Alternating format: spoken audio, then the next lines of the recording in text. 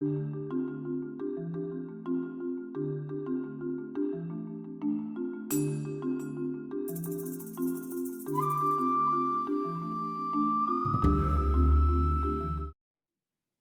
let me be the troublemaker here and problematize a little bit the notion of peace.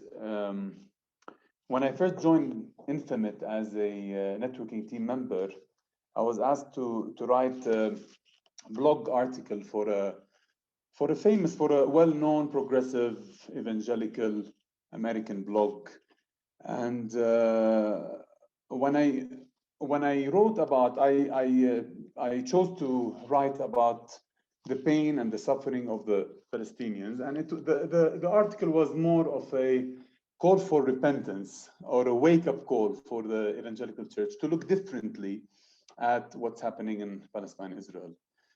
And when I sent it to the editor, he wrote me back and he sympathized with our struggle and empathized, and etc. But he told me, can you please tweak it to make it more pro-peace, pro-reconciliation? I didn't mention the word peace in the article, but he wanted to insert that word there. And when I told him the final telos, the final aim of the article is surely peace. But in this article, I want to talk about the pain and the struggle of the Palestinians, and to make it as a wake-up call for the Western Church. And when I told him this, when I told him, sorry, I cannot just insert the word peace there, he basically apologized and he told me we cannot publish it. He rejected to publish it.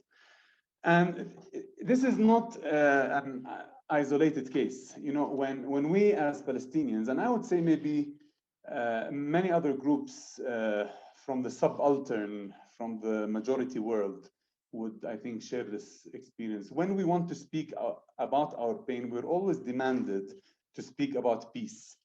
And I will give you examples, a lot of examples from our context. You know, our books won't get published, our articles won't get published if we don't speak about peace. Our programs won't get funded if we don't speak about peace. You know, you cannot just open a master program about, I don't know, the study of Christian Zionism or justice or etc. You need to put the word peace here if you want to attract donors, if you want to be listened to. But if we speak about human rights and justice purely, of course, with the aim of achieving real peace and reconciliation, we are often not listened to, unfortunately. And this actually echoes a question that, a rhetorical question, really, that Edward Said, the Palestinian post-colonial critic, and really he's the founder of post-colonial studies, asked. Since when, he asked, does a military-occupied people have a responsibility for a peace movement? I find it unfortunate that that oppressed people, people who are occupied, who are crushed, are then demanded, we are demanded to take the responsibility of making peace. You know what I mean? It is like someone gets abused or harassed, and then the first thing that you tell them is that now it's your responsibility to make peace, and not to make any peace, to make peace with the person who abused you, and immediately, without listening to your pain, to your story, without crying with you, just you have the responsibility to make peace. You know, like, and this is something I find it puzzling. You know, it is like when Peter Tosh, the Jamaican singer, the Jamaican reggae singer, sang, everyone is crying out for peace, but none is crying out for justice. Everyone wants to use, you know, the word peace to the degree that we sometimes void it from its real meaning, even within Christian circles. Obviously, Peter Tosh went on in his song and said, I don't want no peace, I need equal rights and justice. I would say, because I want peace, I work and advocate for equal rights and justice. And I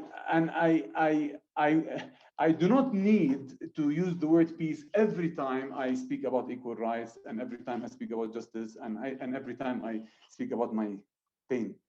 You know, as a Christian, this is my final telos. This is my goal. God called me to be a peacemaker, but the peace of God, the real peace building of God, is not a peace that trumps peace, that trumps justice and trumps human rights. You know, this kind of peace that is void of human rights and void of justice is not a peace that glorifies God. You know, the peace that glorifies God is a just peace, is a righteous peace, the kind of peace that vindicates the oppressed and the marginalized, rather than further oppress them. It's a kind of peace that hears their stories, their pains, their struggles, not demand from the oppressed to take the responsibility to reconcile with their oppressor. And I think that this is especially important in the context of Palestine-Israel. Last year, the Palestinian historian Rashid Khalidi, to be more accurate, he's an American Palestinian. Now he's the Edward Said Chair of Arab Studies in Columbia University. He published a very well-written book called 100 Years War on Palestine, the 100 Years War on Palestine. And he argued in it that our conflict, the Palestinian-Israeli conflict, is unfortunately portrayed at best as a straightforward, if tragic, national clash between two peoples with rights in the same land. You know, even they call it always the Palestinian-Israeli conflict, you know, as if there are two nations equal, you know, fighting over this piece of land. Yalla, as we say in Arabic, let's solve this conflict, you know. This is a very misleading analysis of of the history of the conflict, the so-called conflict. What has been going on for the last 100 years is not a national conflict. If you want to use the term conflict, okay, but it is a colonial conflict. There is a colonial power, one of the most powerful nations in the world now, military and etc., a nuclear power supported by nuclear power, the nuclear powers of the world, and some of the most powerful nations of the world, the US and Europe and etc., oppressing and colonizing and occupying Palestine and wanting to drive the indigenous people of Palestine out. This is what is happening. There is a power dynamic here. There is a power imbalance that sometimes we fail to notice.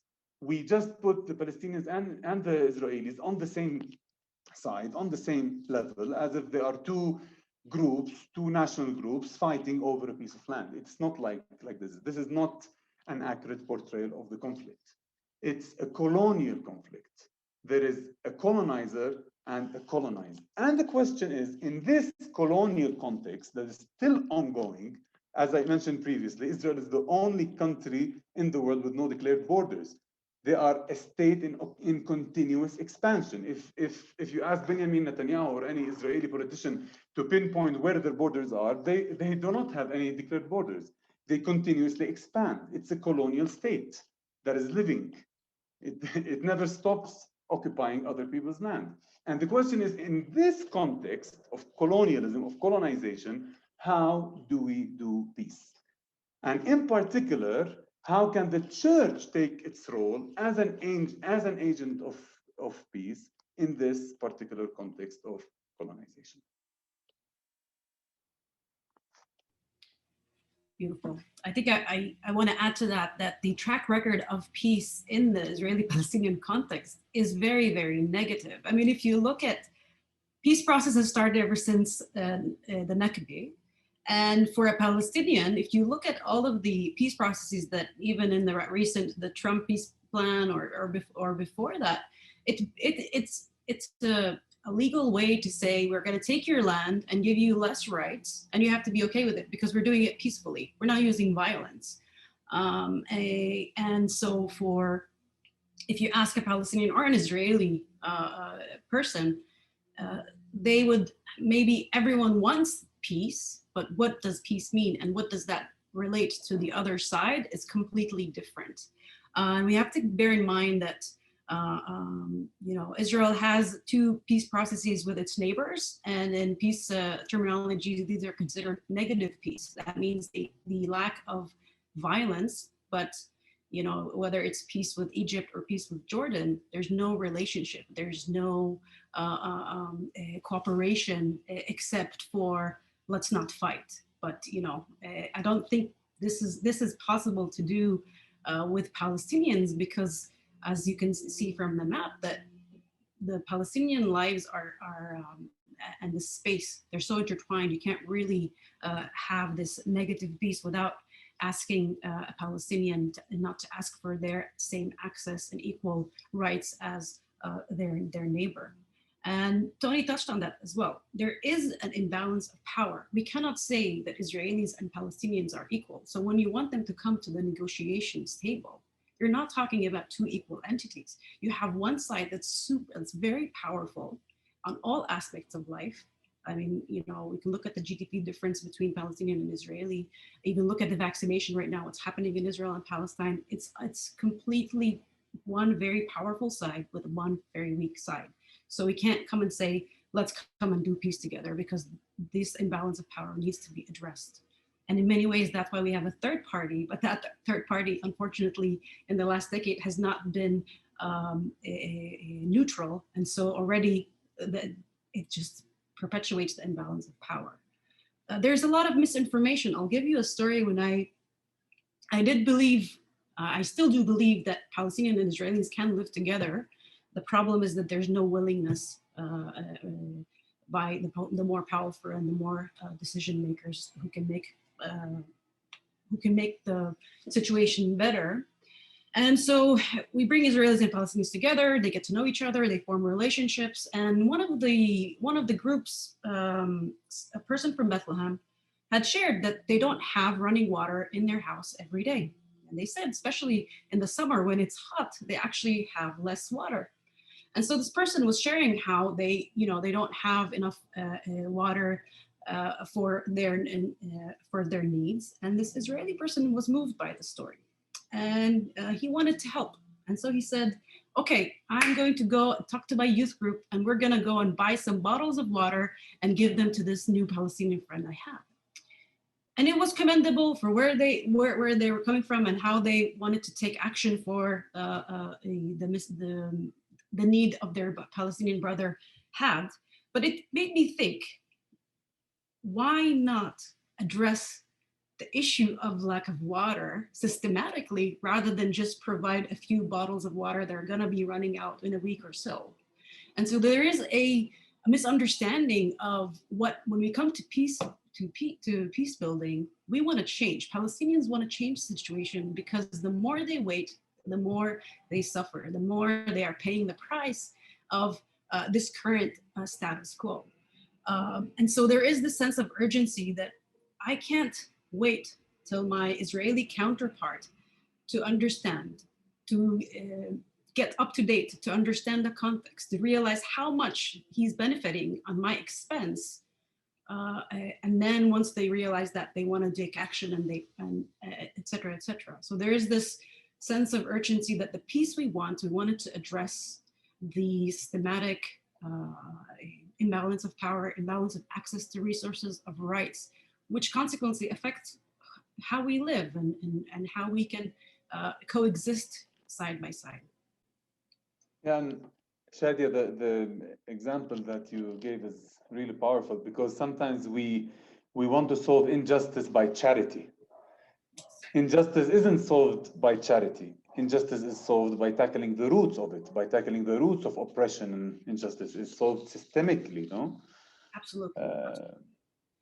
And sometimes, we want to feel good, so we want to put a Band-Aid on the wound, and, here's a little Band-Aid, you can use it, but we want to address, why is there a wound? Like, how can we heal this wound from staying, rather than just looking at the surface? And I think that's the attractiveness of the word peace, is that it sounds great, it's lovely, and everyone wants it.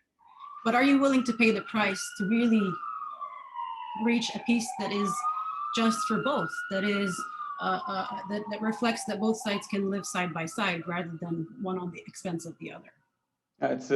It's a word that everyone uses, from Donald Trump up to Miss Universe. When they ask her, "What do you wish?" "I want world peace." No, so, Yeah. so we need to really be precise and define what we mean by peace.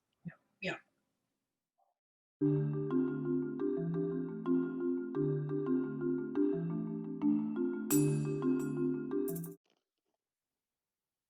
Yeah, so for me, the first challenge is that in this colonial power dynamic, the church is taking the wrong side. Rather than standing with the oppressed, the evangelical church in particular stands with Israel, the colonial power.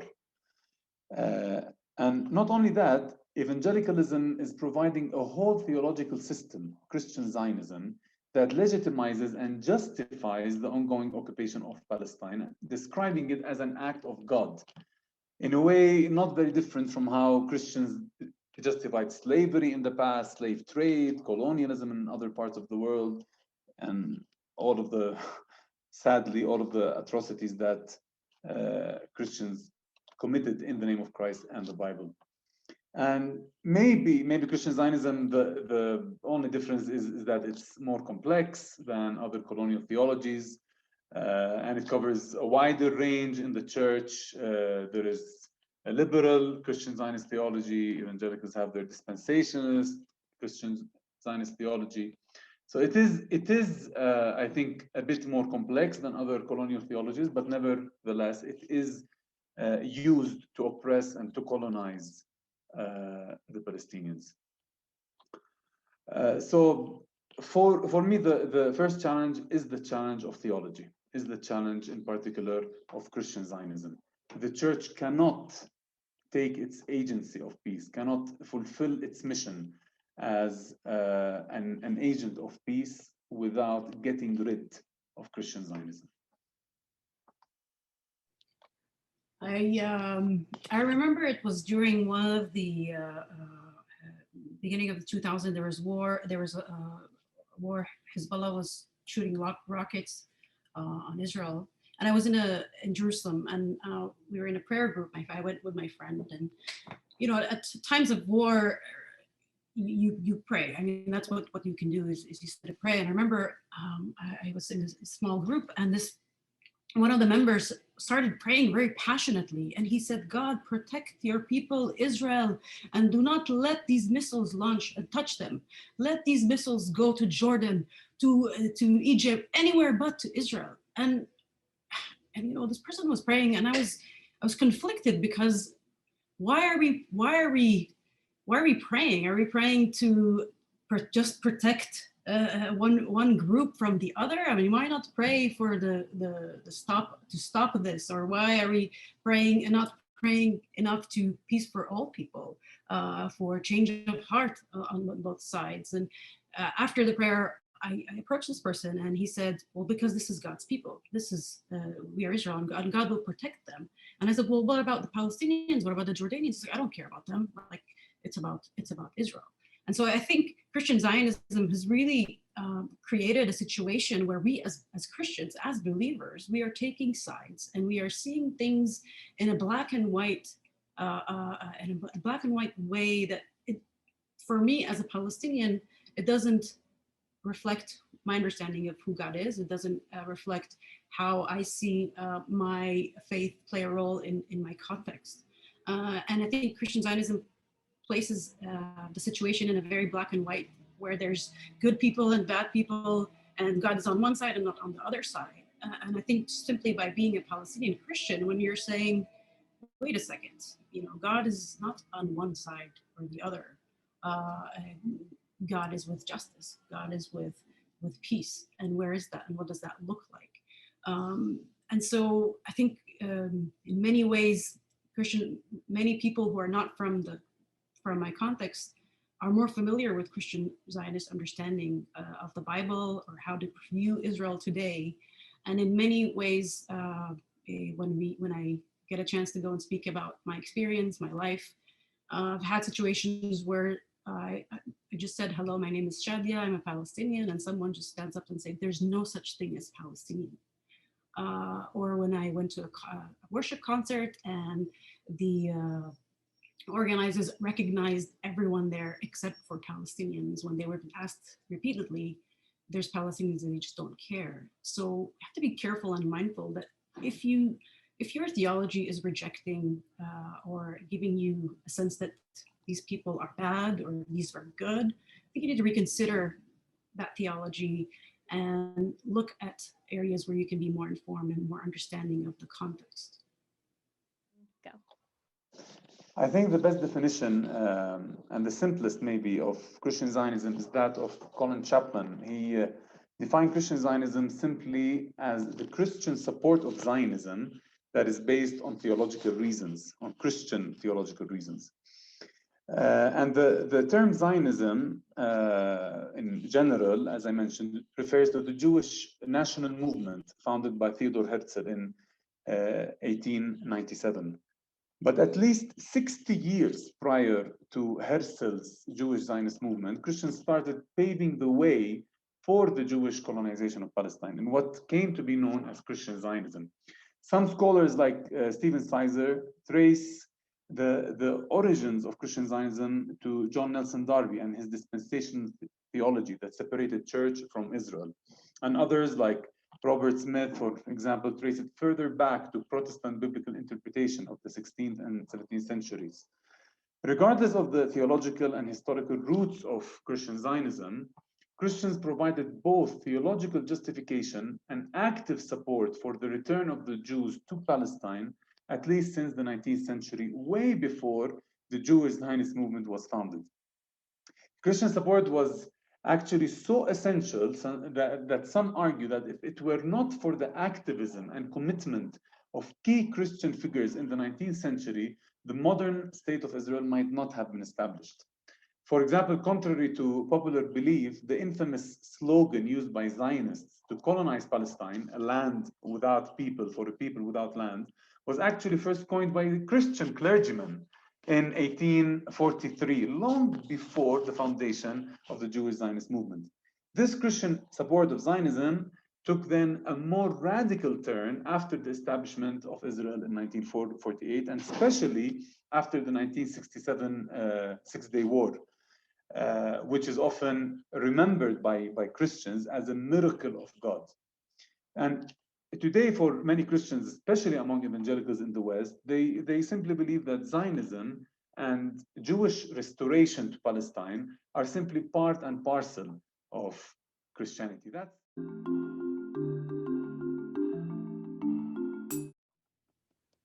yeah, for me, I think as someone dedicated to studying and teaching the scriptures, I see the solution there, or at least I infer biblical models to find a way out. And in particular, the challenge of Christian Zionism when it comes to the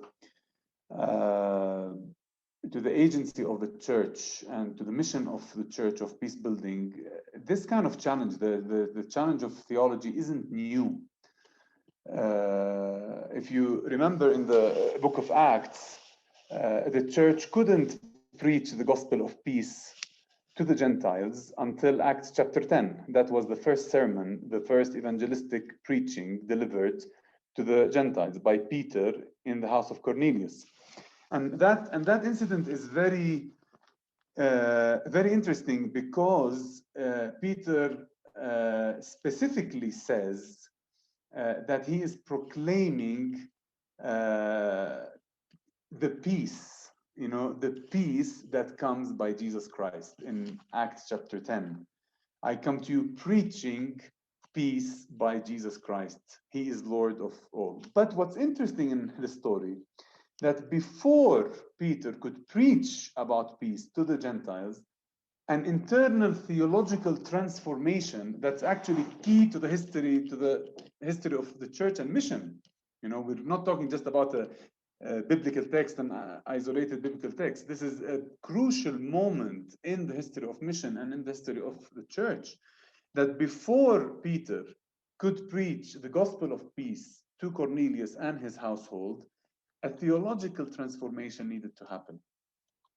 And what happened is two things, actually. God had to change his theology proper, the way he understands God, and he had to change the way he looks at the other before he could preach peace to the other. So when Peter enters into the house of Cornelius, if you remember the story, first, God shows him that, and this is Peter speaking, God has shown me that I should not call anyone profane or unclean. And to understand this, we need to understand a bit of the context of what was going on there.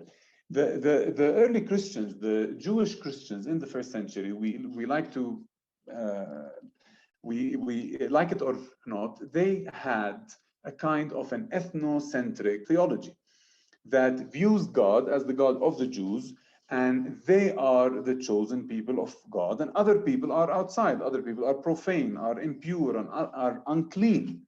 So in order for Peter to be able to preach the gospel of peace to those people, God needed to change the way he looked at those people, the way he looked at the other, not as less, not as unclean, not as impure, but as equal.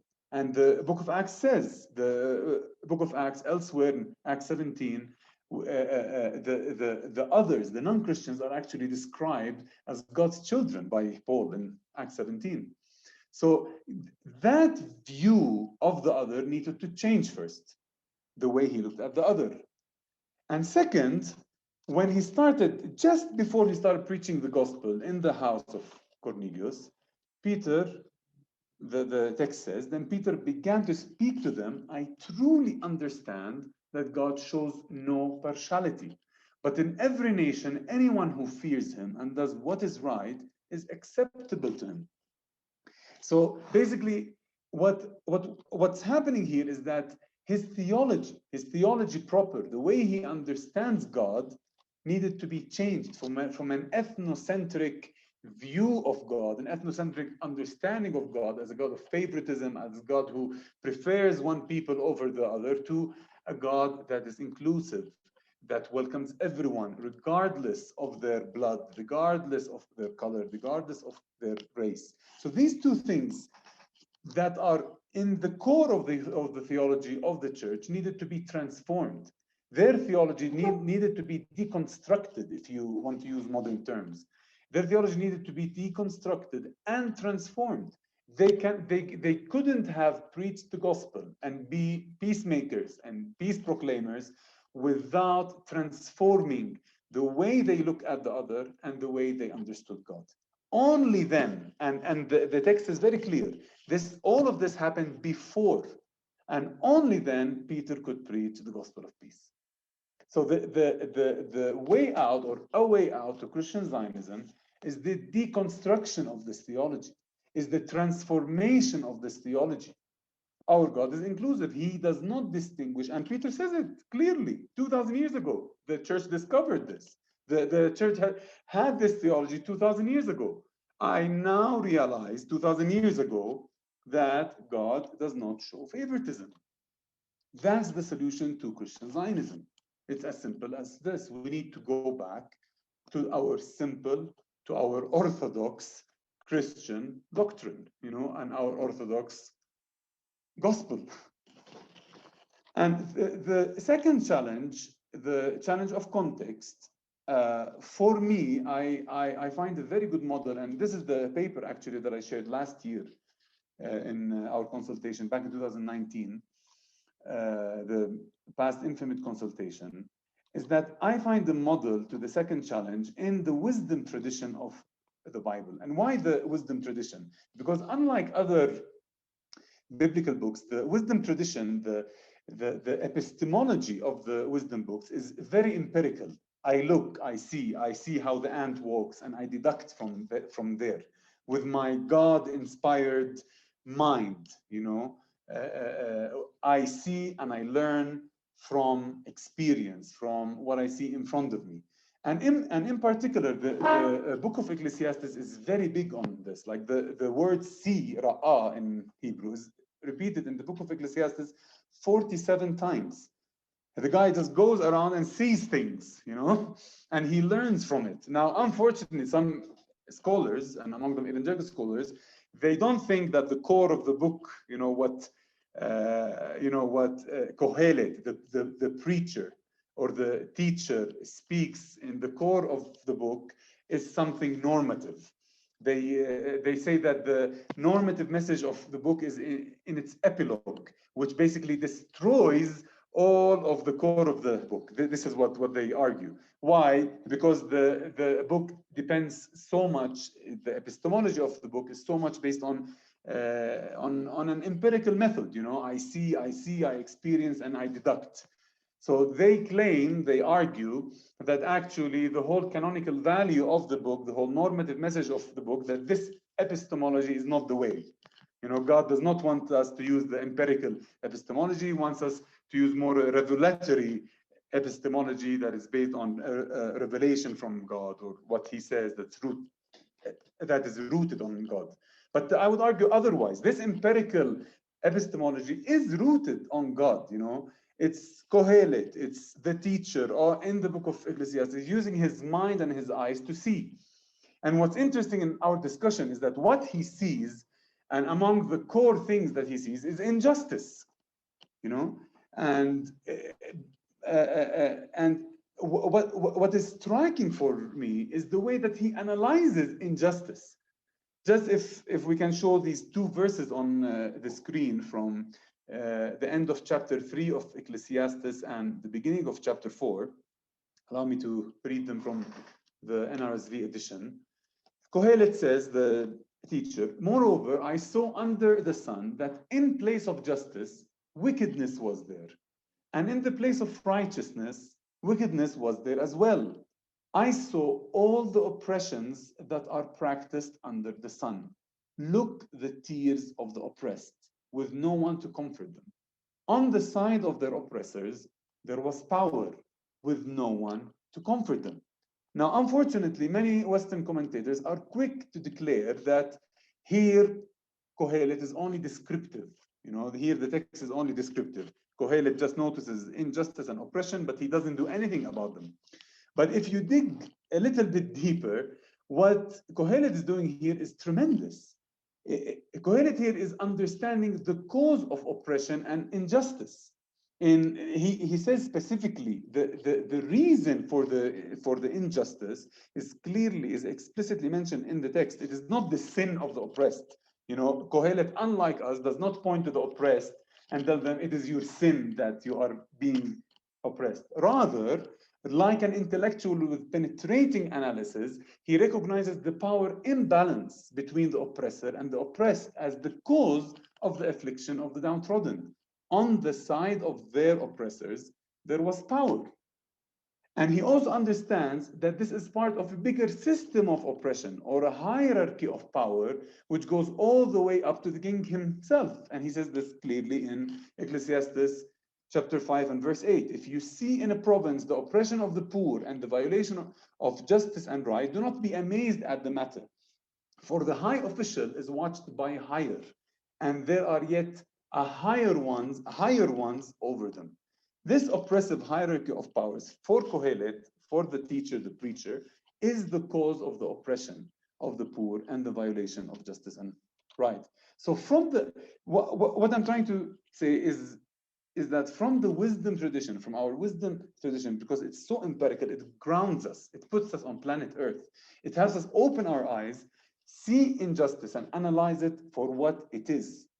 So I think there are biblical models that provide a way out for the challenge of Christian Zionism, basically the deconstruction of ethnocentric theologies and their transformation into an inclusive Christ-centered theology. And second, the biblical wisdom tradition provides a wealth of insight on how we should look and analyze what is happening in front of our eyes. I think for me, this is one of the most difficult questions to ask, because again, I think very grounded in my theology and my understanding of what God's mission for us is here, and how we are to be peacemakers and to advocate for peace with justice, with equality. But on the other hand, reality is very harsh. Reality is always stomping you down. And I think even, personally for me, how do you move forward? How do you keep going, and to balance our theology of hope, but a reality of hopelessness? And there's always this this challenge to navigate these two, especially as things seem to be regressing on top of the current situation. And I think partly it's also, I'm saying that on one hand, but I also acknowledge that we are people that is known for its perseverance. We keep going, living under empires is part of who we are, and we've managed to kind of survive throughout it. So we have that history, and that traditional wisdom of how to keep going, especially when things are difficult. And I think it's also partly where I am right now. I'm kind of I'm studying more into Indigenous theology and trying to kind of learn, how to be, how to understand marginal theology. Where's the power in that, the inspiration of that, and take it into my context. And I think, just from some of the work that I tried to think about is the Palestinian tradition is so rich, and it's so so beautiful with how much it speaks about connection to the land, connection between the people, especially the way my matriarchal ancestry told stories through embroidery, through food. I mean, there's so much richness there, and I think, my learning of Indigenous theological lens has helped me see that. And I think that gives a lot of hope, that gives a lot of inspiration to continue that legacy, to continue telling stories. And it's partly, I think this is an area that I've been very passionate about. And I've been involved in many of my experiences to tell stories, because everyone has a story to tell, and that's important, and it's very powerful. And one of the examples is a podcast that I co-produced with two of my friends, that we wanted to hear Palestinian Christian women's experiences and how they experienced the conflict, how they intersected with their gender and their faith. And so it's lovely, 30 minutes of storytelling of different women, different situations of life, and how they navigate their context. And I would encourage you to kind of, if you want more stories, more areas to connect, to understand where people come from, especially the complexity of the Palestinian context, stories help give you an entry point to that. But it's not the end point, it's only the beginning. And I think another way forward is to also keep in mind that remind myself that we shouldn't be result oriented, but journey oriented, right? It's not just seeing peace or wanting to get, if I don't see peace, then it's not happening, but have faith that it's the journey, and each one of us has a role to play, roles to do, and God takes care of the full picture and kind of do our things. But it's very challenging. It's very hard, especially hope. I think keeping hope going, it's a daily decision, and it's something that's very real, because I'm sure you have similar experiences. You turn on the news and it's all bad news. And so how do you keep going? But I think it's also, we have the tools for that. We have the theology that helps us inform our knowledge about how to move forward.